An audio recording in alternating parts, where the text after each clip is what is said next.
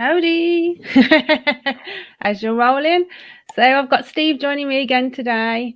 We thought after our last live, you kind of touched on some subjects, and I thought it'd be cool to have you back and do something a bit more light-hearted and just have a laugh at some of the experiences you've been through. So thank you for joining me again.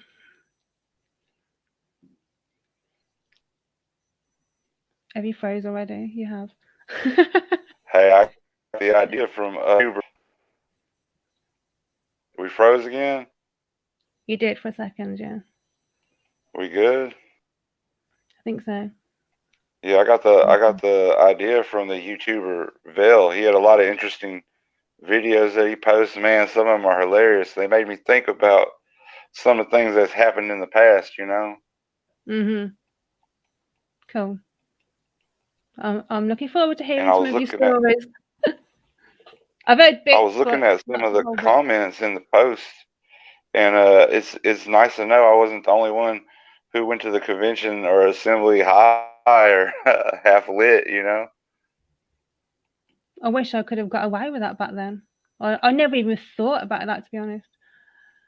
It wasn't a My thought you had parents, in your head. my parents were too attentive. Like if we weren't taking notes, we were told off. We had to not eat any food, no sweets during the sessions. We had to sit with our parents, and I was 21 when I left, so they were so strict. There's no way we would have even got away with doing anything like that. No drinking or nothing. Well, my mum said she was going to take me to the AA because after the Tuesday night meeting, we used to stop off at the booze shop and I'd get 2 bottles of Nuki Brown and drink that. And my mum thought I had a drinking problem. She didn't know about we used to go out on the weekend and drink 7 pints of Stella and then walk home. And then I used to talk to her like I was sober and then stumble up the stairs. So she never once says to me, "You drunk?" I don't know how. I don't know how I got away with it, but yeah. Man, I remember. I remember. I'll tell you a funny story. So, yeah. So my uncle is the president of the Watchtower and Bible Tract Society, and he came down for a visit, and he was going to give the talks at the convention. So we all went as a family, right? Well, I'm sitting there. It's Friday night. It's boring. I'm at the hotel. I know a few people, but for the majority, I don't know anybody. Well, I had brought some lean with me, which is codeine cough syrup, and you pour it in a Sprite, Right. and you put a Jolly Rancher in it, and whatever. It's a drink. You know what I mean? It's a whole little Southern thing. So, so I wake up Saturday morning for the Saturday morning session, and I pour up. You know what I mean? I pour me up a drink, and I make it, and I'm walking out, and I pass my uncle's room, and he's like, "Well, what you got there?" I was like, "Oh, nothing. It's just a Sprite." He said, "It's not like any kind of Sprite I ever saw before." I said, "Man, it's because I put the Jolly Ranchers at the bottom. It changed the color." I remember just walking around, just being slowed down. You know what I'm saying? The whole day, just like, Mm. "Hey, what's that?" And that's the thing when you do things like that. If you can relax in that setting, you're going to talk to a bunch of people. You're going to have a lot of good conversations.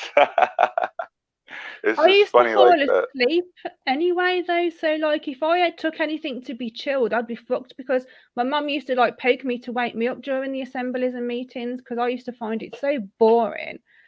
So, yeah. Do you did you guys have assemblies and conventions at like arenas with those big metal bars, that you used to, and some of them had the bars behind the seat? We had ours in football grounds, Yeah. like football stadiums. When I was a kid, when I was like 11, uh I was sitting with one of my friends, and I had my arms out like that over the seats, and he fell asleep. He fell asleep, and I moved my arm, and his head like wobbled, and it hit the back bar, and it made like this loud like ping, and everybody was looking. I remember thinking that was so hilarious. At the meetings, you know, when you're dropping off and your head's going like this, and you kind of like, and you keep snapping out of it. Well, we used to have to sit on the front row. So everyone at the meeting behind me used to start laughing because I'd just sitting there like doing this, trying to stay awake, just jolting my head. But yeah, my uncle, man, he was on to me. He knew that wasn't no normal ass looking Sprite, right? But I was fucked up all weekend long off this lean, and it's just funny, you know what I mean? Uh, I think about the lyrics to the song when Kid Rock said, "I met the president when I was half stoned." I feel him on that. I feel him on that. I met the president too, bro. And he was your uncle. That's funny. Man, I was sipping on that lean. We went to Waffle House. They were like, "Are you hungry?" I was like, "Nah, I'm good." It was hilarious. We had some sort of cough medicine here called Benadryl, and my old friends used to drink that, and they said it was like they were stoned, but I never tried it. What was it called? Benadryl. Yeah. Because like you're supposed to take it at night to help you sleep, but they used to just like drink a whole bottle of it and then feel stoned. That's what made everything so hard to get over the counter. Yeah, you can't even buy sleeping pills anymore now. I remember there was another time I went to an assembly in Little Rock, Arkansas, and I was walking around. I went there with the best intentions. You know what I mean? I went there with the best intentions just to like hang out because I'd already previously been, so I was just there seeing friends, you know. And I seen a couple of my buddies, and they was walking around, and they was acting awfully happy. You know what I'm saying? So I pulled one of them to the side. I was like, "What's going on, bro? What's going on?" He's like, "Man, we on a bean, man. We on a bean." I was like, "What's a bean?" You know? He was like, "Here," and he gave me one, and I took it. And man, by halftime of the assembly, I was rolling. I was talking to everybody, giving everybody hugs. Like the hugs were the best. The hugs were the best. It was so crazy. The colors were vibrant. I remember getting 3 or 4 phone numbers that day. Like just charisma was all the way up. It was hilarious. It was hilarious. And we would just be laughing. You know what I mean?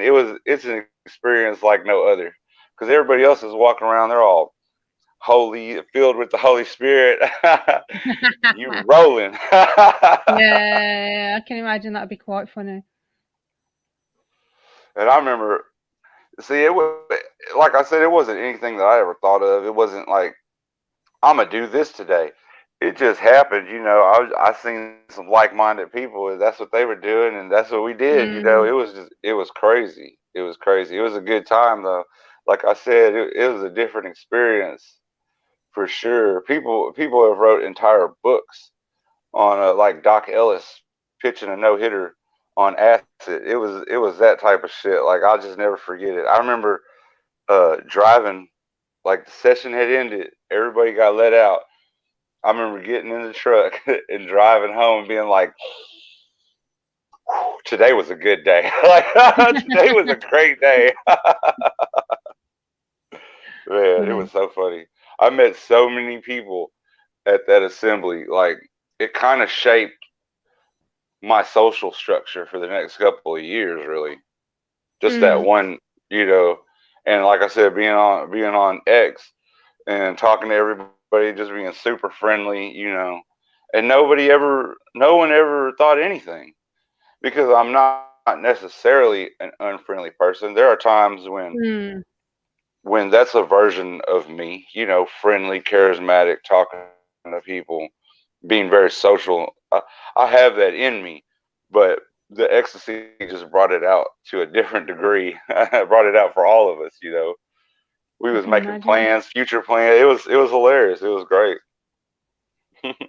See, that's the hard thing. Like when you're in the religion and you're a rebel, it's hard to find other people on your level to like hang out with. Like I hung out with a few and they used to come out and get pissed with me and they were going to leave the same time as I did, and then they all backed out. But like they all got up to stuff, and then they all decided not to leave, so I left on my own. So, but it's really hard to find friends that aren't like super spiritual to hang out with, because I didn't want to hang out with those kind of people. Well, and even if you do find somebody like that, they're quick to snitch you out. They're quick to dime you out, and that's But my because friends there's a snitching snitched on culture. me. Yeah, My rebel friends came and did shit with me, and then went and grassed on us. And I was like, "You was there, you was doing it." Yeah, but I felt guilty, so I went and told the elders. Why? Go and tell on yourself. Don't tell on me. Do you know? It's just ridiculous. that's so funny. That's so funny. I knew this. So it's fairly normal here stateside. Well, uh it was pre-pandemic. It was fairly normal for witnesses, like a bunch of guys, to get a house and kind of all room share and pay rent together, right? Well, there was these four guys, and they all lived together, right? And two of them were adults, but they had special needs. You know, they were. I think one of them, Right. you know, he had some issues from the past. He had spent time in a facility, and then the other one, he had yet to realize that he was going to have issues later in life as an adult, right? So one night they start drinking and arguing. You got to understand, both of them grew up Jehovah's Witness. They never had been in a physical altercation. They never been in a fight, you know, and much less an argument where they were shouting obscenities towards another person. So they start they start cursing each other out. And this story was told to me. I wasn't there, but the crazy thing is so they got into it, and one of them started running towards the other one, and he tripped. And when he tripped, his face like landed in the other guy's crotch where he was standing, and and when he hit him in the crotch, you know, he was just kind of like ow, and he looked around at everybody, and he didn't know what to do, and he just started hitting hitting the other guy in the side of the head, and then they broke it up. But the funniest thing in the world is it was nighttime, and they were both drunk, and they were fighting in their whitey tidies when everybody when everybody cut the lights on to break them up. You know, there was two grown men rolling around on the floor in their whitey tidies. Yeah. And the craziest thing about that one dude is he, after that fight, you know, they couldn't get along no more, so he moved out. Right. And he got his own apartment. And he kept coming over to my house, and I was telling him, "Hey man, you know, you ain't really welcome here, you know what I mean? You're not really my vibe. It's cool, I don't have no problem with you, but you got to move around from here." And he just kept coming over, and like one day I'd had enough. I was like, "Man, I'm gonna go beat his ass." So I go to open the door, and they're all like, "No, no, just leave him be," you know what I mean? And so I left him alone, and he drove off. When he drove off, he like hit the ditch, and his car ramped straight up in the air. Boom! It landed back on the road, and he like tore off. He drove away. He drove to an elder's house. He drove. He parked in front of that elder's house, stripped all his clothes off down to his whitey tidies again, and ran up and down the street saying, "Satan is real. Satan is real." Yeah. So me being the person I am, I was like, that's all fucked up. I'm gonna go check on him. So I got me and two other dudes, and we went to go check on him. We went to his apartment. The front door was kicked in. The window was open, but the screen was still on, but it looked like someone had Superman flew through the screen like outside, and there were like cut up scriptures and watchtowers posted all over the wall, and the TV was on, but it was just like a blue screen. It was really eerie, like the fan was just going around really slow. Yeah, and so while we were there trying to find him in his apartment, that's while he was at that elder's house wigging out up and down the street. He ends up getting arrested and admitted to a facility. Yeah, yeah, yeah. It Wow. was crazy. Yeah, he had a weird obsession with a couple of different girls at the Kingdom Mall. So was that just mental health, no drugs, just like mental health issue? I mean, alcohol. alcohol, but Right. I don't think he was on.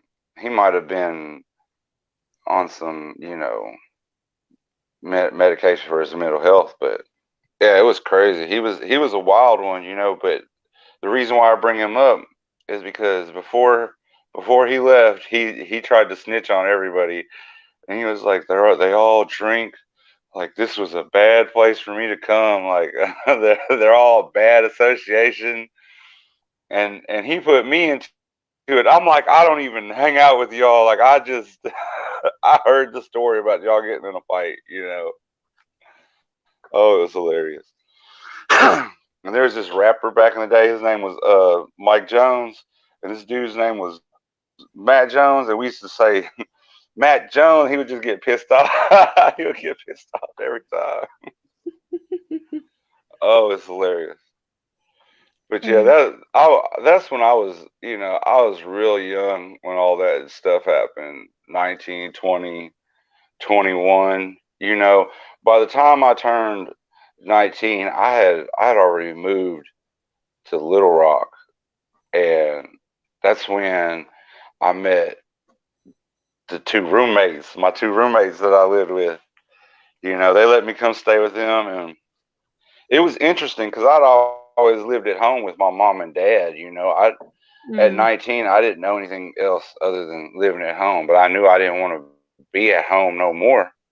You know, so I met these two dudes, and they were square. You know, I went to go visit their congregation.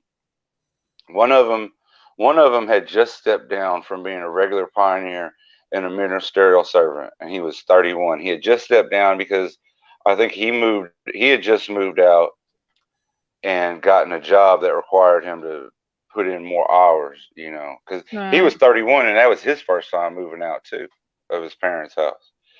And then the other Right. guy, he was he was real square, you know. He was a ministerial servant. He was 24. He uh he was one of those people that if you met him and you talked to him for 5 minutes, it seemed like he had his life all together, everything figured out, what he was doing, where he was going to go, and what he would be doing. You know what I mean? Like just,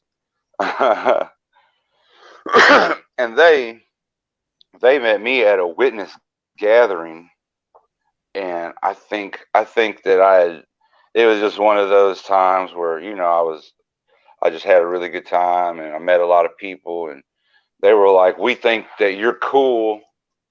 Why don't you come live with us? You know what I mean? You can crash in extra space or whatever. You just pay us a little rent. You can stay out the Right. way." Because I was to them I was just a kid. You know what I mean? The kid that they had heard about.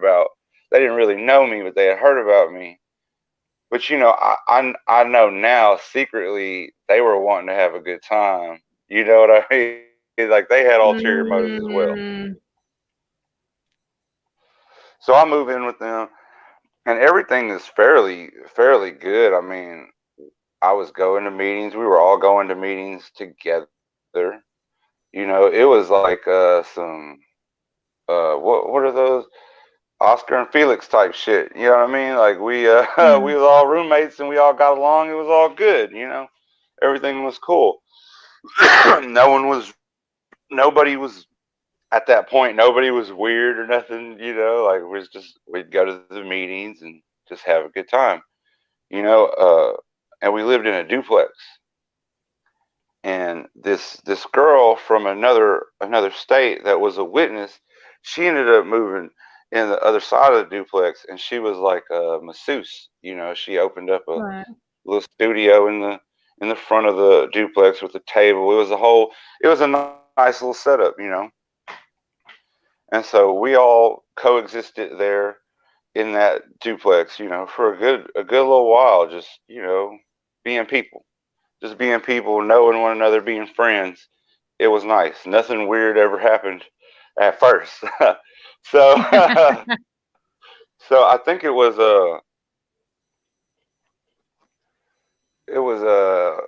420 here. You know what I mean? The fourth month of the year, the 20th day. It Right. was it was 420, and it was like it had to be in like 2005. 2006, something like that. And they got it in their head that they wanted to smoke weed. And see, at this point, I was sober, and I had gotten reinstated, and I was sober. I didn't smoke, I didn't drink, I didn't anything. I was still a kid, pretty much. Mm. And but they got it in their head that they wanted to smoke, but they didn't know anybody. They didn't have any connections. They didn't even know how to. They would be like, they would go up to somebody and be like, one marijuana, please, like like some shit that don't, you know what I mean? And they would be like, you're a cop, huh? No, no, I'm not a cop. Like, so me having the Mm. reputation I had and me being who I was, they're like, you got to do it. You got to do it. You got to be the one to go up there. Like, I'll take you there, but you got to do it. So we all worked at this factory together in Little Rock. Okay. And there were different people in the factory that I knew and had already hung out with outside of work, like playing basketball, just at Mm. the park and stuff. You meet up with your workmates, play a little ball, you go home, you see each other on work Monday, no big deal, right? Well, I knew they smoked because, I mean, it was, it's no big deal.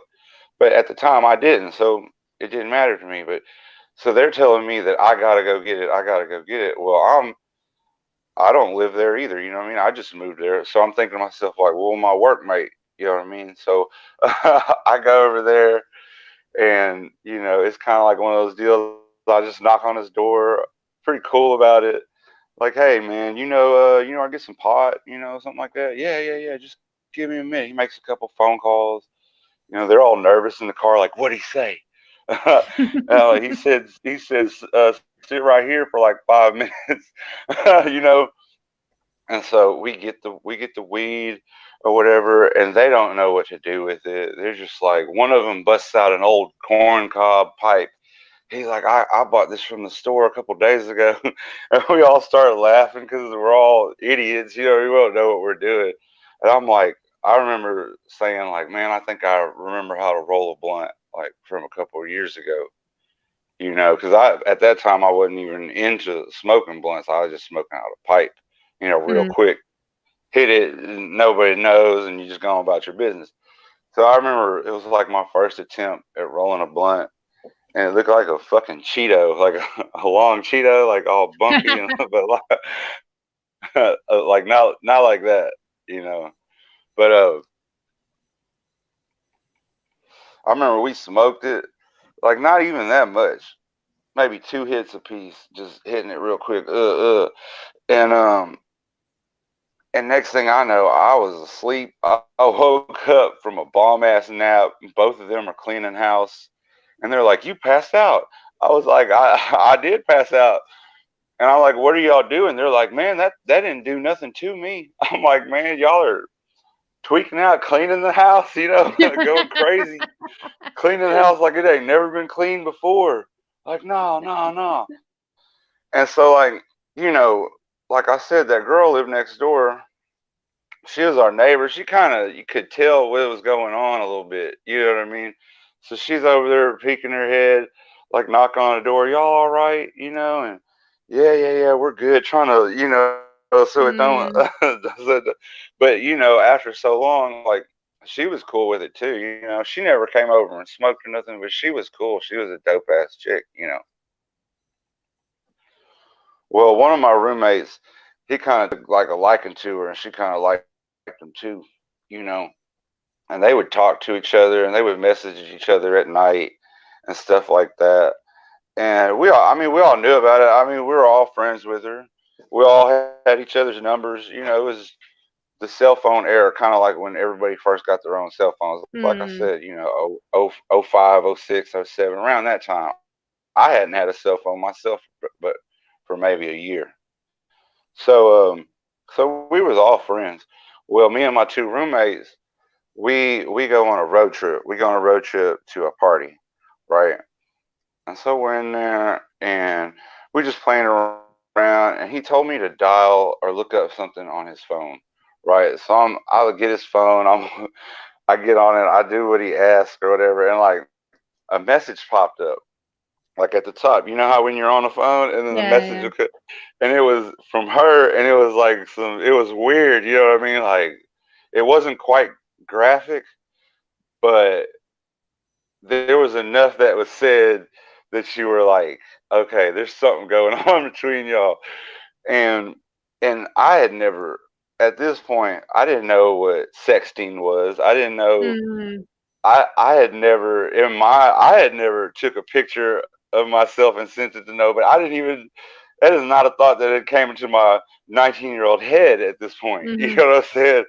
And so sexting wasn't even a word that had came out over here yet. You know what I mean? Yeah. It was just like they were having phone sex, but not over the phone. So I like, I'm in the back seat. They're driving.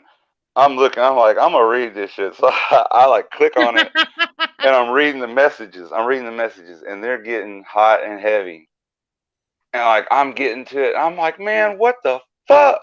And like I say it out loud. He's like, what? I was like, what? What have you and her been talking about? He's like, well, fuck it. Now that you know, just read some of them back to me. I was like, all right, fine. So I start reading, and they're talking about, what they're doing in the room. Like, so her room was here, and his room was here, and it was the wall, and everything else was the rest of Right. everybody else's house. So they had like they shared a wall, basically. And, and so they were talking about what they were doing in their room and stuff. And like, I guess someone had came and knocked on his door because I remember reading this message and we busted out laughing because he was like, I gotta go. Somebody's at my door, but just so you know, I came and it was so much that it busted through the paper and we just lost it. We lost it. We was like, man, hell no. And like there was this whole other conversation about apparently they did something with a Snickers bar, and like he never would he never would explain the whole thing. He never would explain the whole thing to us. But man, it was the first time I had ever heard about like sexting or Mm. like knew that you could take pictures of yourself and send it to other people. It's like this is a fucking thing that y'all do. Like damn. Yeah, because I remember as well, like the first few phones that came out, like the Nokia, they wasn't equipped to do like proper pictures and stuff like that. So yeah, I can imagine like, and that was in about, when did I get that? 90, about 99? Yeah, 99. I had like one of the first Nokias. So then it wasn't about like taking selfies. I think that came about like with the whole MySpace era, and then everyone was taking selfies and sending them then. Is that a penis or a frozen taquito?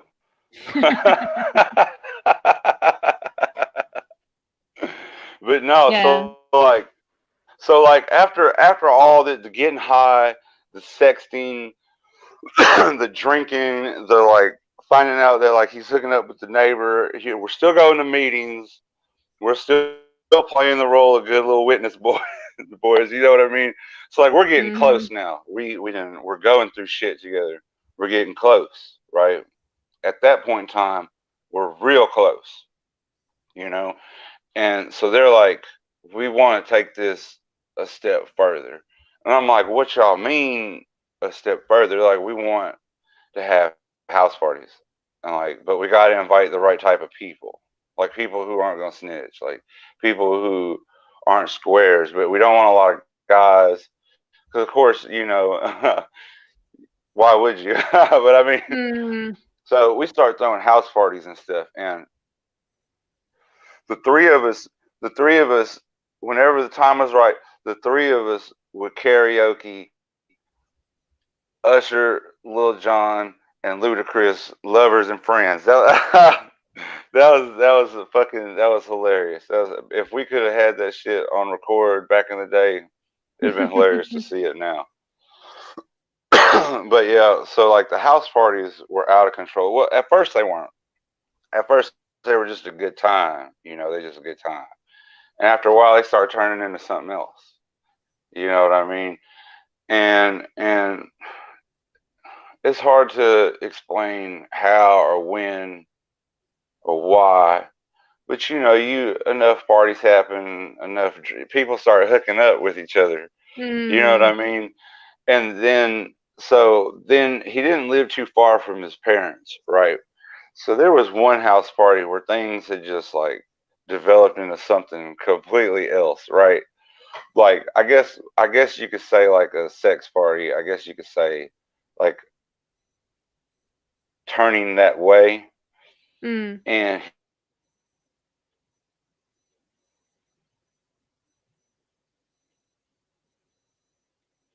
You froze.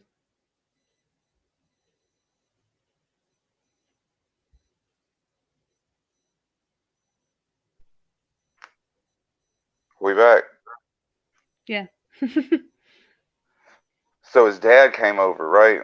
His dad came over and he was like, "What's going on? What's going on? What are y'all doing?" And like he was the type of dad that would be disappointed, but wasn't going to tell on anybody either because he Yeah. didn't want, what I mean, he just didn't want that type of attention. So I guess that was good on him or whatever, being a cool dad. But there was like porn on the TV. You know what I mean? He had came in and we were all in the back partying, but we had just left the TV on. And he's like seeing all this stuff, like fucking Coke cans with holes punched in them. Yeah. And so, after that, like we're just like, man, dang, you know what I mean? Like, so the party kind of breaks up, right? The party kind of breaks up. Well, it's a good, I would say, 4 months later. 4 months later, I had moved out. I got my own apartment. Okay, so the one roommate who I used to live with, he calls me up and he says, "Hey, man, there's some girls that's coming to visit. You know, I'm at work. Can you meet them at my place and take them to your place and we just have a party there because of what happened last time?" You know what I mean? My dad came over, like the whole thing, it ruined the whole vibe and everything. I'm like, you know what? No big deal. Nobody's gonna come over to my place. So I go meet them. So it's me, both the roommates, and one other guy. But he really wasn't part of it. He was just there. He was cool. He was all of our friend. But he was, I don't know. I don't know how to explain it, but he was there, but he didn't do anything. All right, so we're all drinking, we're all having a good time, and everybody's catching the vibe, everybody's feeling each other, whatnot. So the one roommate, he finally gets off work, he shows up, he's got a bottle of Jaeger. So like we really start turning up then. We start drinking, everybody's having a good time. Turn the music on, everybody's dancing. We kind of make a dance floor in the apartment, you know what I mean? Like shuffle the furniture around. Everybody's having a good time. The girl that still lived next door to my other roommate, she showed up. She showed up with more alcohol and like a pack of Snicker bars. Okay. so everything starts going and like next thing you know, like it's full on everything's happening. I don't want to get too graphic, but everything is happening, right? So it just keeps progressing. It keeps.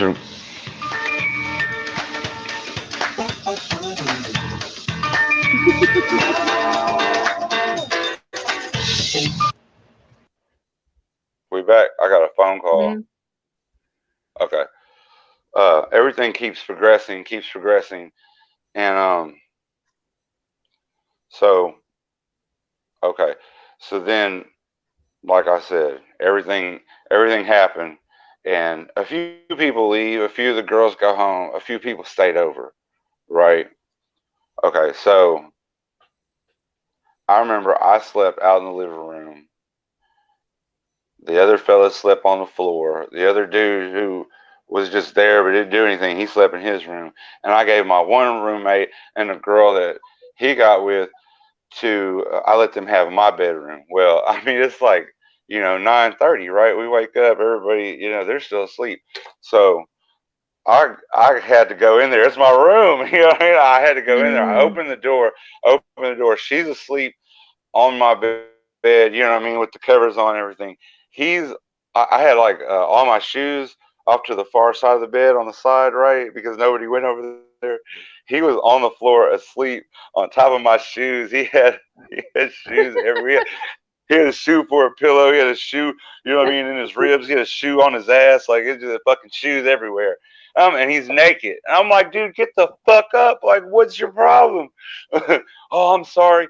He just gathers up all his clothes. He's still naked. He gathers up all his clothes. And he looks at her. He was like, I had a good time. Like, see you later. And like, he runs out the house. He jumps in his car. He turns it on.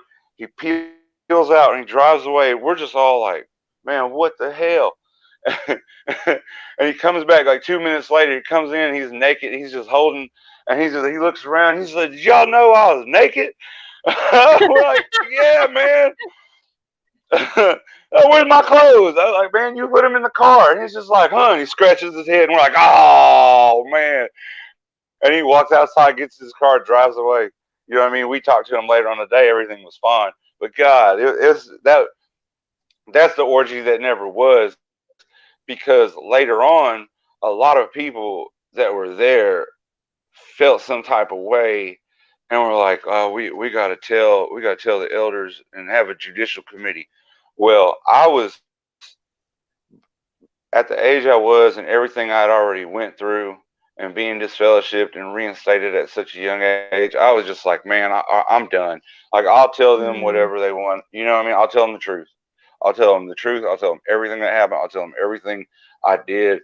I won't say anything about you guys, but if this is how, what I'm saying, one or two people feel, then it's the right thing to, you know what I mean, just say what happened. They're like, oh hell no, like you got to come up with a lie. I was like, I don't want to lie. And okay, so I call I call I call three of the girls that were there, and I call both my roommates and his next door neighbor. Okay, so that's one, two, three, four girls and three guys, and then plus my roommate, right? And it was two other girls that, what I'm saying, they wanted to, that I guess they told their dad what happened, and then their dad was like, you gotta go tell the elders, and it went from there, right? Okay. So, and they didn't even tell everything that happened. That's the hilarious part. They didn't even tell everything that happened. So that was the birth of the story, right? That kind of got, so we all talked, all of us together, we talked, and we're like, this is what we're gonna say. We hammered it out. Like, this is what we're gonna say. Like, they can say what they want, but this is what we're gonna say, right? So it was just too many people refuting what the other two people said. That wasn't even the complete facts, right? Which, I mean, I don't blame him. I wouldn't want to tell my dad everything happened either, But so that's what happened there. That's why I say it never was, because everybody agreed that we weren't going to talk about it no more, Denial. right? And then, so after all that, we all had to lay low, like being friends and hanging out visibly, because we would still go over each other's houses and drink and watch football and just still do guy stuff. And, and so we hadn't been able to hang out for like a couple months because of that incident. Everybody was watching us. So we're like, I had never went deer hunting before. He was a hunter. Me and the other roommate were not. He was like, I'm taking you to my brother's deer camp. And his brother and his best friend were ministerial servants. Well, not his brother, but his brother's friend somehow gets word to me, like, hey, it's okay if you bring some pot. You know what I mean? I don't want it, but if you happen to bring some, it would be no big deal. So I Mm-hmm. bring some. So, long story short, he ends up smoking, not his brother, but his brother's friend. He ends up smoking. We all end up getting high. It was hilarious. We were shooting guns in the middle of the in the middle of the woods. You know what I mean? Like 50 miles away from the nearest, decent sized town. Mm. So it was a good time. It was a good time. Nothing was ever said about that ever. Nothing ever came out. Like it was one of the few things I got away with while I was that age. It just didn't. No one ever said anything. But man, it was fun. It was the first time I'd ever went deer hunting. So we've got a comment from TW, said creepy elders get off on juicy shit freaks. It's true, isn't it? Because juicy stories. They must love it. Is there anybody watching? We got any viewers this time? We've got that one viewer right now. Still quiet. Hey, what's up? I'm surprised. I thought more people want to get on and hear your stories. Be like that sometimes. I think a lot of people like viewing at their own convenience. I know that's how I am. Yeah, watch it afterwards. So yeah. So that's pretty much all the real juicy, hilarious things, it'll be in the book. It'll be in the book, right? More details, more sordid details. It'll be in the book that I write one day. Oh. Yeah. But okay, so after that, then I kind of some years went by. Okay, some years went by. Let's say it's about 09. 09. Yeah, so 09, I go to meetings sometimes. Sometimes I don't. I'm kind of fading, I'm kind of not. But I go to this convention. I meet this really cool dude. Really cool dude. Ends up being my best friend for life type of deal, like my brother. Um, we're still friends to this day. It's a long time friendship, but we both started out as witnesses, right? So I meet him. He's really cool. I feel like I can trust him, right? I mean, I go over. I'm like 22 at this point, 22, 23. I'm a grown man, and he was so cool. I'd go spend the night at his house. You know what I mean? He was cool. We would go to concerts together. We wouldn't really take things too far. Not. I wasn't one of those people who was ever disrespectful with it. I would feel people out. But I mean, a real dope guy, right? I meet his father. His father's ailing. I meet his grandmother. She's a really cool lady. His dad's a really cool dude. They're witnesses though, right? And they're kind of strapped for cash, right? They're strapped for cash, and I'm seeing around. I'm like, okay, things are kind of tough around here. Like, what can I do? These are my friends. Like, what can I do? Right. So me being me, having a little, I had dealt drugs in the past, but nothing really major. Nothing really major. Not just little things, right? Just little things. And so I'm talking to his dad. He's showing me all the things he's on, all the vitamins he's on, all the prescriptions he's on. I'm looking at this. I'm like, man, oh, this'll make money. This'll make money. This'll make money. And you got to show I'm still a young man. I'm 22, 23. And he's like, what do you mean this will make money? So I explained to him, like, I could take this. I could go out. I could make, five, six, 700. Because this was Oxycontin OC80. And then he had methadone and oxycodone. Wow. Xanax. I mean, this is all back. And I had never really dealt with any that before. Maybe take a Vicodin or a hydrocodone, back then, maybe a few times, nothing really major. But this was my first time getting in contact with like large scale amount, because he was real sickly, so he had large scale amounts. And Mm. we genuinely become friends. We have long, deep conversations. They become family to me. So then that's what we do. That's what we do. Me and his son, who is my close friend, we go out there. We start getting money. We start making money with the pills. You know what I mean? And we would some of the people would be like, we would recruit. We got a few other witnesses to sell for us, to people at their work. And then every now and then we would end up selling some to witnesses. Mm. It was kind of a weird dynamic. And they technically, unless you abuse prescriptions, you can't really get in trouble from that if you're a witness. So it's kind of like a loophole. Like, well, if the doctor prescribed Mm. it, you know, I'm taking 5 Xanax a day because the doctor said that was okay, but I'm condemning you for smoking weed. Like, Mm-hmm. I never really agreed with that. But anyway, that's how the cookie crumbled with that one, and selling pills, and while still going to meetings and stuff like that. I mean, we dressed really nice. We all we all had a little money. You know what I'm saying? It was good times.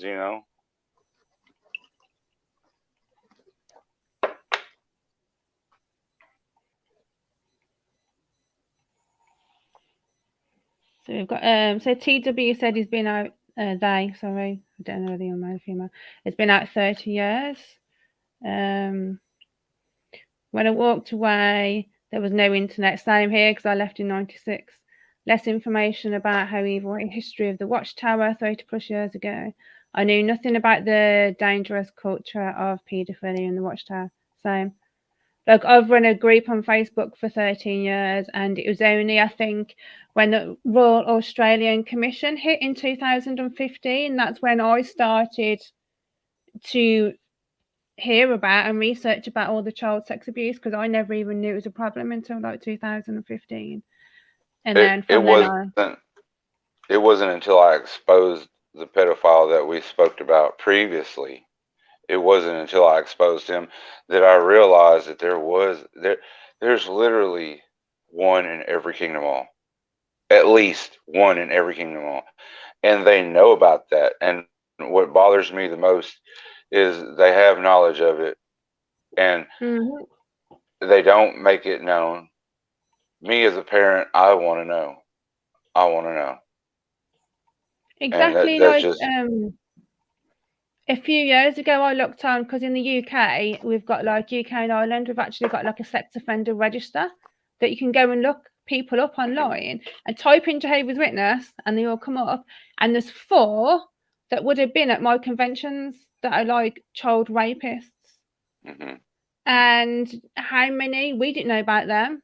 And like, when you're at a Jehovah's Witness convention, you're encouraged to go and talk to people. You could have, as a kid, gone and sat on these guys' laps, hugged them.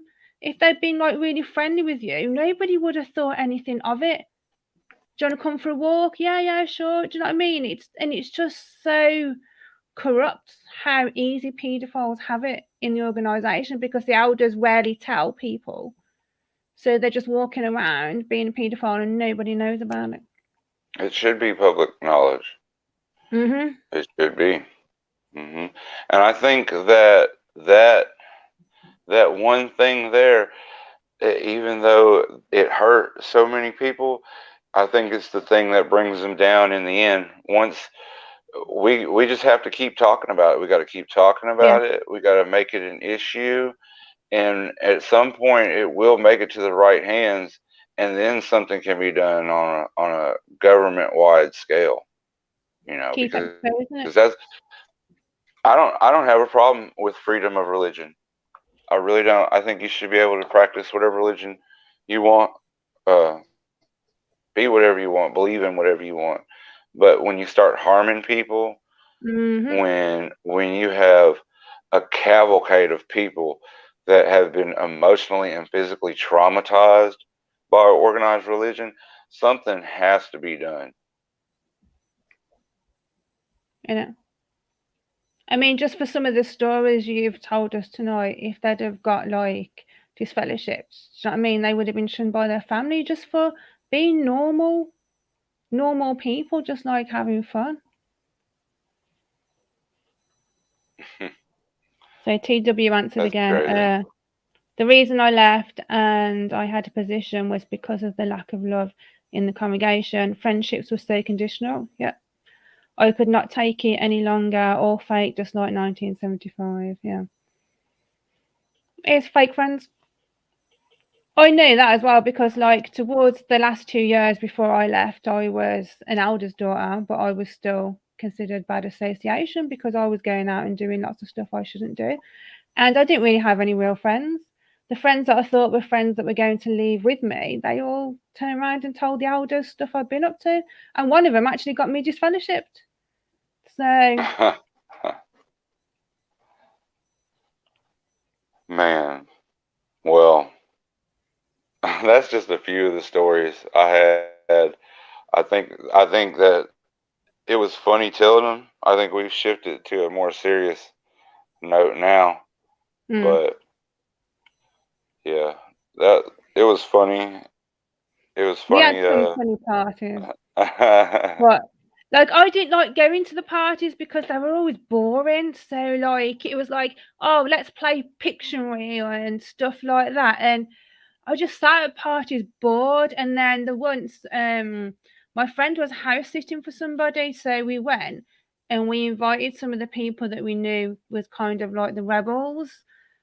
So we all ended up getting drunk. Some went off to the bathroom and apparently had sex in the bathroom, and lots of people were getting like touchy feely and stuff. But then it was kind of like, well, we leave the party and nobody talks about the party, and that's the way it stayed. But because some in my area, they were weird, like they would come and party and be there and do all that kind of stuff, but then they'd come to my house and they'd be funny about me watching an 18 film, and I'm like, you was partying with us a few weeks ago, but now you're walking out saying you want me to turn that off because you don't agree with me watching that, but you were getting drunk and doing stuff at a party a few weeks ago. And I mean, if you're gonna be a rebel, keep it on a rebel level. Don't be like up and down, up and down. Right, I'm gonna grass on you for that now. I'm like I was going out to local pubs and meeting worldly guys and getting drunk and kissing worldly guys, and so were my other friends. But then they tell on me, and I'm like, well, why do you go and tell the elders? I'm like, because I felt guilty. I'm like, but I don't understand. Like, really? You were happy to do it. You were happy saying, yes, yes, invite that guy out, get him to come meet us. And then when I do, they feel guilty and tell the elders on me. I'm like, and we me and my, we went to the sports bar one time with one of the roommates. Right, we all three went, but one of the roommates, he was showing his ass that night. So we got in. We were friends with one of the semi-pro football players that played on the team there in the city. Right, right. so we got in VIP. We got our coach checked, our drinks comp, like everything. We go to the VIP section. It's people from the real world in there, like MTV. Yeah, there was like people from the real world, and so I went up and said hi. You know what I'm saying? I said hi to everybody that was there, not just them, but and then I just sat down and kind of chilled. Right? Well, not my one friend. He decides he's gonna holler at the one that posed for Playboy. So Mm. he goes to try to talk to her. Can I buy you a drink? Like he slides up to her, and she says no. You know what I mean?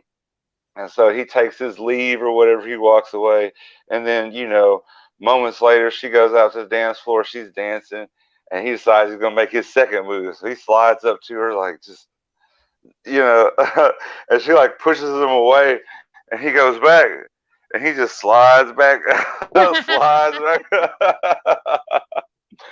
And she was just like, Wow. no, no. And like, man, and he came back. He's like, you seen me though. I was smooth though. I was smooth. I was like, no, man, you ain't got it like that. And one time we went to the strip club, and we were all sitting there just hanging out, just chilling. and a girl comes up to him and she's like, "Hey, baby, you want to dance?" And he's like, "Yeah." And so he gives her the money. She's dancing or whatever. He's sitting there, and we're all kind of close together, like within earshot. And I hear him. He's Mm. like, "Yeah." He's like, "Hey, baby, how's school?" And like we just bust up laughing. We bust up laughing. And like after she leaves, we was like, "Dude, what are you doing? Ain't nobody in here in motherfucking college." Or if they are, they don't want to talk about it right now. It's like, really? It was so funny, right? And like he was so possessive. So if somebody else got a dance from the girl that he liked that night, they'd just be sitting Right. there glaring at him. He'd stare at him. I'm like, "What are you doing, bro? You can't fight. Like, why are you?" "That's my girl." I'm like, "That ain't your girl, man." It's so Wow. hilarious.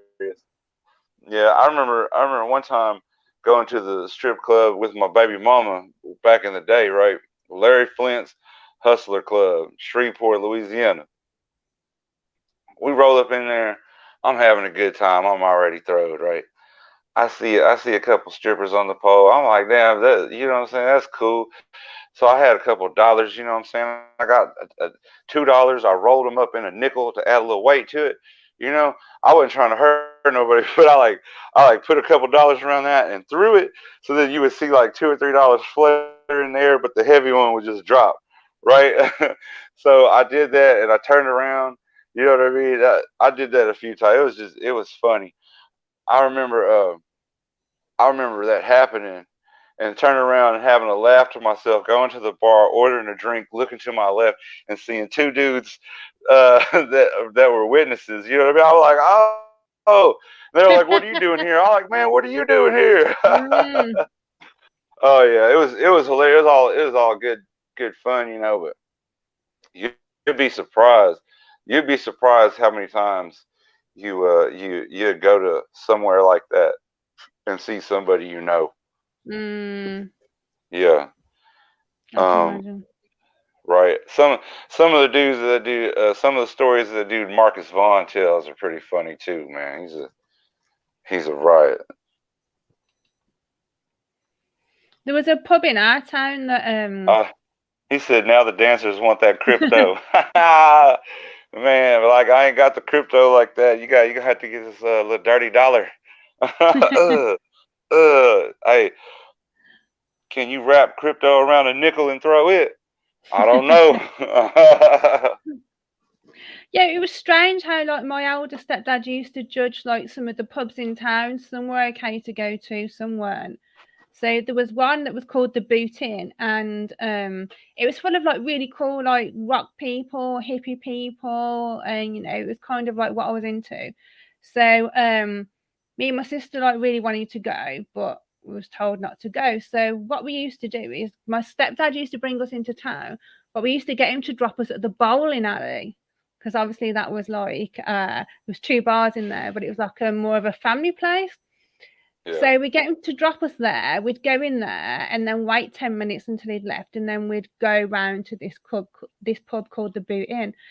So the one time we got home and my dad was like, "I know where you've been." I was like, "Yeah, the bowling alley." And he was like, "No, I know where you've really been."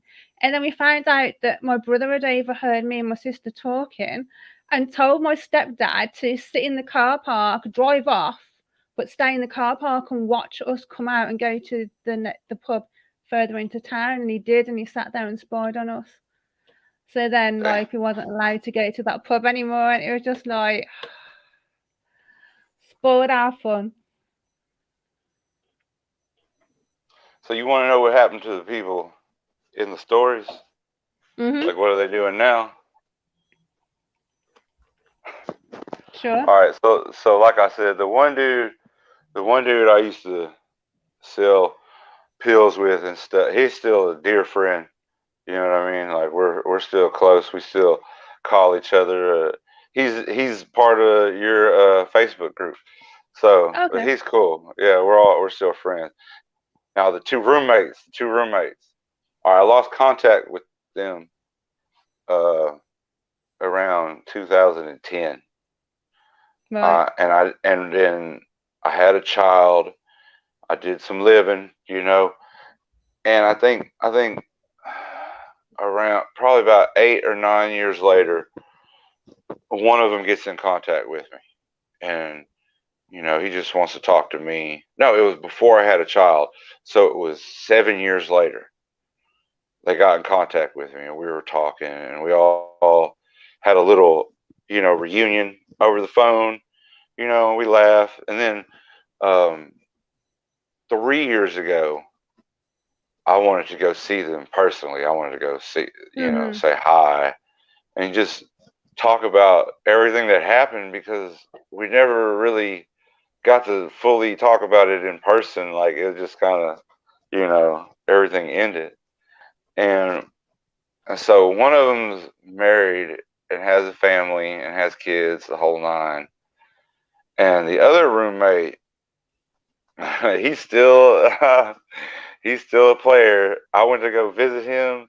I got a hold of his number through the other roommate. He had it, and I called him, and I was around his area, and it just so happened I was like 5 minutes from him when I called him. And he's like, I'm at such and such. He was at Buffalo Wild Wings. So I pull up. I walk in there. He's on a date, like, just smooth as ever. You know what I mean? I sent you a picture of him, but yeah, that's just and uh, and yeah, that's just him. That's just who he is. That's who he. I called him last year, and he was talking about going on a date. That's just who he is now. He's just still a bachelor, forever a bachelor. But I'll never forget the times we had. I'll never forget them asking me questions that I didn't quite know the answers to, still being a boy with grown men asking me how to do this, how to do that. What do you think about this? It was just, it's so funny to think about now. Have they They all were a left the wild religion crew. now? Oh yeah, they all left, and they left Yeah. before me. That's what's crazy. They Oh, left okay. like a full decade before me. Yeah. That's what was crazy. And one of the dudes, his mom used to blame me. She would say, I'm the reason why her son left. I'm like, I am not the reason why. He had his own thing going on. Well, all the ones that were supposed to leave with me in '96 and backed out, they've all left now. So they left eventually. Really? And then who else did I tell this? I got one more. When I had my own place, there was this guy. We had all heard about him. He was like the older version of me, because I was 19 or 20, and he was like 29 or 30, right? And he is this badass dude. He's still a badass.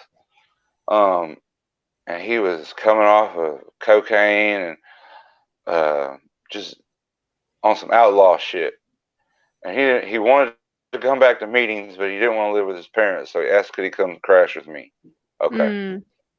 So he comes and crashes with me. He taught me a lot. He taught me how to fight, and he was the first person to beat my ass, so like really beat my ass. So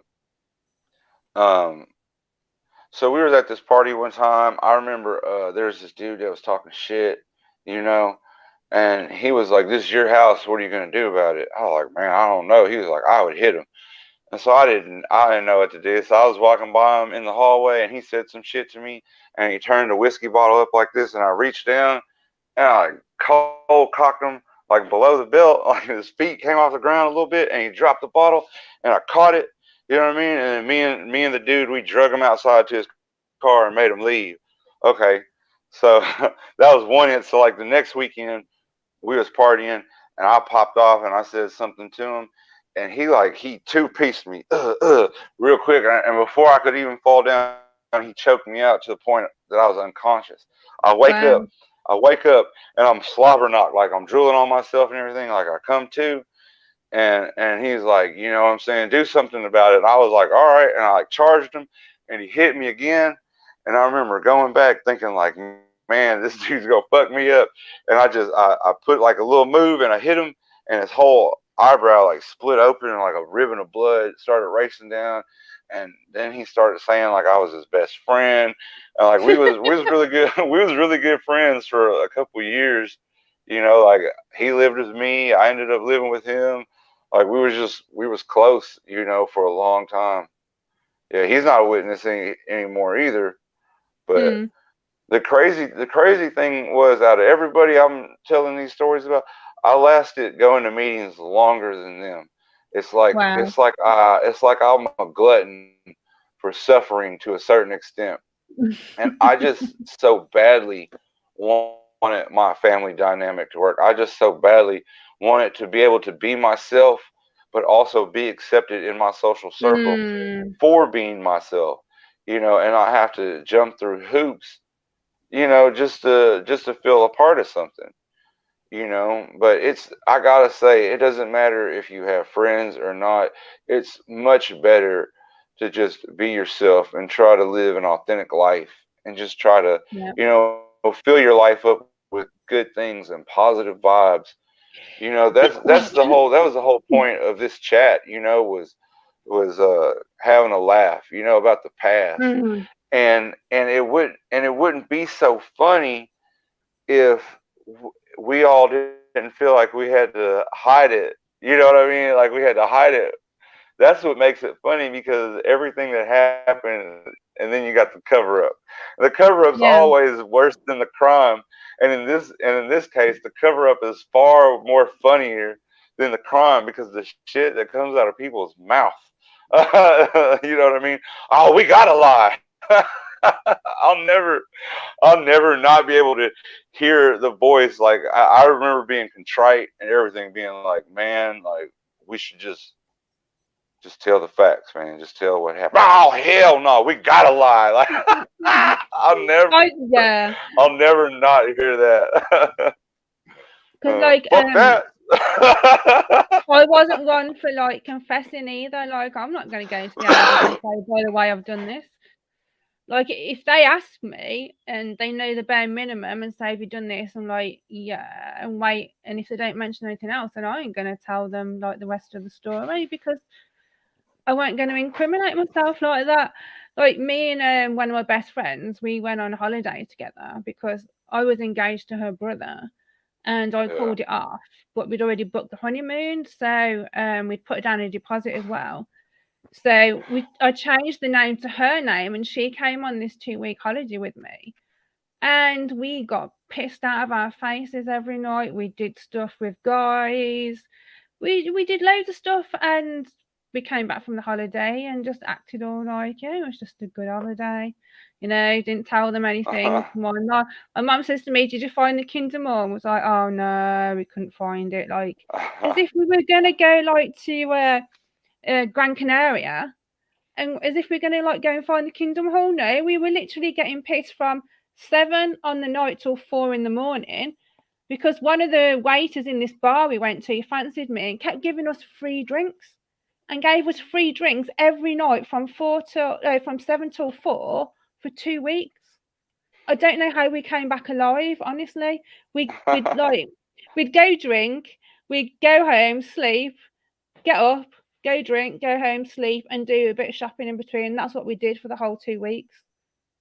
And go off with guys and do stuff and that, like, and yeah, I never told anybody about that holiday. And some photos of the guys we met, her mum wasn't as strict as my mum. So when I got all my photos developed, because back then it was like the proper cameras with the film reel and everything, The wine. I had to give her like loads of my photos and say, keep these, because my mum will go mad if she sees these. So we had to keep a lot of the stuff we did secret, and we weren't going to tell the elders, no one. Do you still have those photos? I still have some photos somewhere of different, and She has they're some not still. graphic. They're just regular photos where like everybody's like this, but it was the night of, or like what I mean, the week of, stuff like that. Like I got more stories. Like man, I got more. It's hilarious. I could go on, but yeah, I got a lot of stuff to do too. Cool. It's been an interesting listen. Has it? We'll have to do one because I have lots of funny stories that happen like during meetings and stuff. Yeah. So we'll have to do one about funny stories that happen like at the Kingdom Hall, because my mum used to send me out of the back, because we used to have like there was the back room with the elders meeting, and then there was the foyer where the toilets and that were, and where the women used to take their kids when they were screaming. So my mum used to send us out there because me and my sister just used to be laughing in the middle of the meeting. So she'd always be like, "Get out until you stop laughing," and then we'd come back in, sit down, and she'd be like, "If you stop now," and we'd be like, "Get out." So yeah, there was always something like funny cracking off or happening, like crazy. But yeah, it's been good to have a light-hearted, funny chat and to hear about your stories. Right. I wish I'd have got up to as much as you. It sounds like your friends were more daring than mine. We got to do a few things, but we didn't get to go to any strip bars or anything like that. I don't know, man. I don't know. It just, I look back now and it's so funny. It's so funny because I'm such a square now. I feel like I'm a square, you know, and there's nothing wrong with that. But it's so funny looking back because you're just living without thinking, you know. Yeah. Not worried about the consequences. Yeah, it's good to be But living without I having do to remember question everything. years and years later, I will add this to the orgy that never was. Years and years later, I seen one of the young ladies that was there and that had got mad, or got her dad got mad and kind of like, you know what I mean, coerced, kind of, you know what I mean, got the story out, right? Not the whole thing, we got the story out. I seen her later, and I knew it was her right away, right? So I was like, "Hey, how you doing?" You know, and she smiled and she waved and she was like, "I know you, right?" I was like, "Yeah, we know each other. It's nice to see you. Like, you have a wonderful family." And like, you know, she said, "You have a beautiful daughter." And it was like, "Well, it was good seeing you, and you too." And we just kind of went on about, you know what I mean? But it's all that's a decade later, you know. Yeah. Hi, JW Suicides. She just joined, still live. Yeah, we are. We're just about to wrap up. We're just finishing. But thank you for joining us. Yeah. TW says, I did not party as much as Emma and Stephen. There's still time. There's still time. Well, do you know what happened at one of our conventions? They actually made an announcement because there was a thing in the UK, I don't know whether it was where you are, where everyone used to meet up at Centre Parks, which is like an indoor thing with like loads of swimming pools and activities and stuff. And the JWs used to meet up in big numbers and go to Centre Parks. Well, they'd ended up partying hard at these Centre Parks places, and the witnesses had been banned and told that they were not allowed to go back there anymore by the actual company. So at one of the conventions, they made an announcement about all these people that had been like banned from Centre Parks and don't go to places and get wild and end up getting banned because it's bringing reproach on Jehovah's name. But yeah, they all got banned from going to these places. It was funny. I was sitting there thinking, well, I've missed out on something. And then they were talking about people not getting together for big parties that are getting out of hand, and I'm thinking, where are these parties happening? No one's told me about this. But yeah,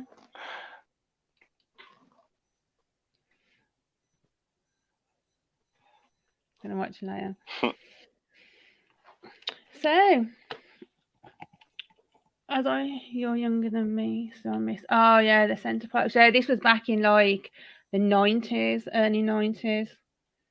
And what I was telling you about before we started the podcast, just so everybody knows, there are people that are watching these lives because my invitation to the meeting via Zoom was rescinded a few weeks ago. And I have not. Only thing that I've done is three podcast interviews. So somebody's watching, and Mhm. so don't think that when you tell your story that it's falling on deaf ears, funny or not, whether you got crazy ass backwoods stories like me, or you just got regular, you don't think, but it does matter. Your voice matters. Yeah, definitely. Everybody's voice matters. Yeah, Yeah. because when I've done lives, On it's that like note, though, it's a chain reaction, because I do a live and then someone comes to me and says, I saw that live and it's made me want to tell my story. And yeah, it does. It's like a big chain reaction. So anybody who wants to come and have a chat with me, you can see it's pretty chilled. If you're a victim of shunning, domestic violence, child sex abuse, if you just want to talk about how it's affected you leaving, anything to do with being in a religion or a different cult. I've done ex-Amish, ex-Mormons, so if you just want to come on and chat and put your story out there, then let me know. Big Brother is watching. He has a beard now. right on. So, thank you for joining me again, Steve. It's been entertaining. And I will now play my outro video and we can fuck off. So, all right, y'all. Speak to everybody soon. Let me find my video. Bye.